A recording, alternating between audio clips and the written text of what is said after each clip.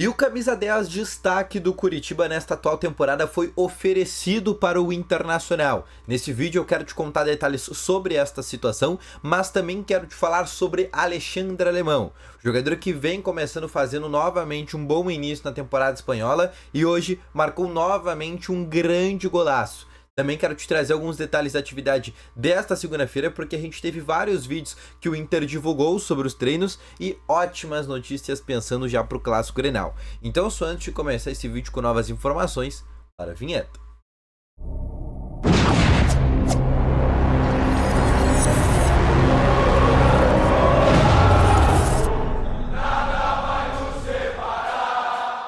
Muito boa tarde, colorados! Começando aqui com novas informações sobre o Internacional e só antes de começar com esse vídeo, não esquece de deixar o teu gostei, te inscrever no canal e ativar também aqui o sininho de notificações, que é muito importante. Além disso, eu quero te falar também que no primeiro link aqui na descrição tem o Ativo Ultra, que tem o melhor estimulante para você, que tem uma melhora na performance entre quatro paredes, uma cápsula dura mais de 4 dias e é para homens de todas as idades. Não perde tempo, clica no primeiro link na descrição e compre agora mesmo o Ativo Ultra com uma entrega totalmente sigilosa, tá bom? Vamos começar então aqui com novas informações do Internacional e eu quero começar aqui primeiro falando sobre a atividade que aconteceu no CT Parque Gigante no começo desta manhã, às 10 horas.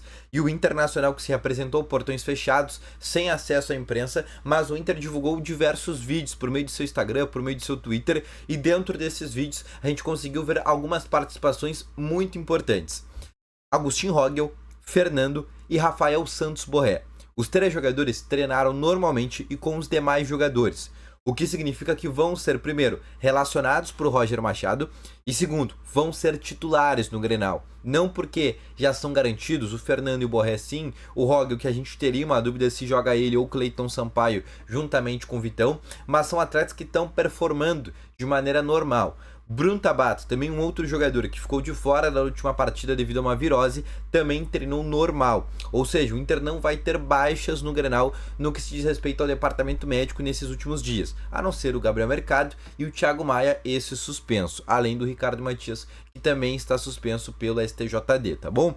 Mas o que eu quero trazer de informação para ti primeiro é para falar sobre a janela de transferência. A gente já está no dia 14 de abril, e por óbvio, como a gente está chegando no final dessa temporada, a gente já começa a ter informações sobre janela de transferência, porque o Inter precisa se antecipar primeiro para saber as suas carências para a próxima temporada, mas também pensar já e prospectar como que vai ser o elenco, o plantel com a permanência de Roger Machado para o próximo ano.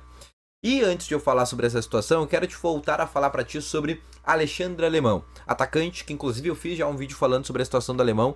É um jogador que nos comentários desse vídeo que eu vi, tiveram muitos colorados falando que gostariam da volta do Alemão. Inclusive deixa nos comentários se tu também é um desses, ou se tu é um cara que não curtia muito o Alemão, ou que só não quer ver mais ele no Internacional. Mas enfim, é um cara que tá jogando muito bem na equipe do Real Oviedo da Espanha.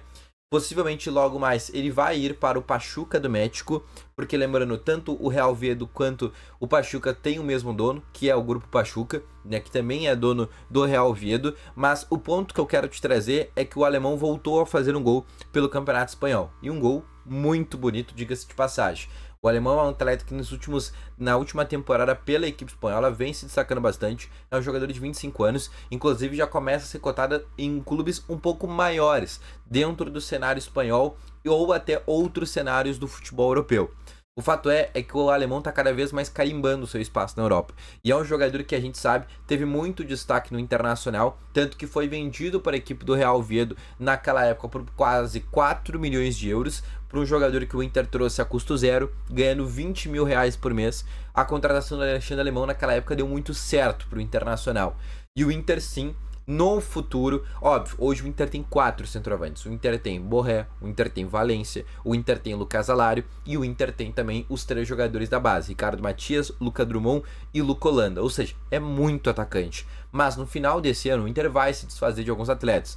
O Luca Drummond vai sair porque o contrato está acabando, o Alário vai ser negociado, o Valência tem a possibilidade de ser negociado, o próprio Luca pode ser emprestado, e a gente fica com Borré e Ricardo Matias, que inclusive está muito próximo de tirar a sua renovação contratual. Próprio, o nome do alemão é sempre um nome que surge, mas que nesse momento é completamente inviável para o Internacional. Outra situação que eu quero trazer para vocês também é para falar sobre Matheus Friso, tá? Quem é Matheus Friso?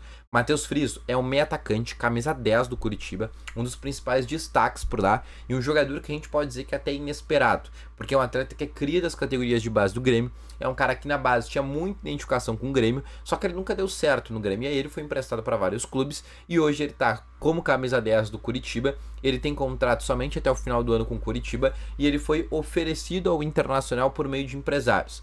A gente sabe, na posição de camisa 10, hoje o Inter até que tá bem surtido. O Inter tem Alan Patrick, Bruno Tabata e Gabriel Carvalho.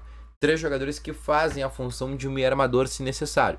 Óbvio, o Johan é um jogador que vai deixar o Inter. Ele seria essa quarta opção, mas é um atleta que no final dessa temporada o Inter quer se desfazer de alguma maneira.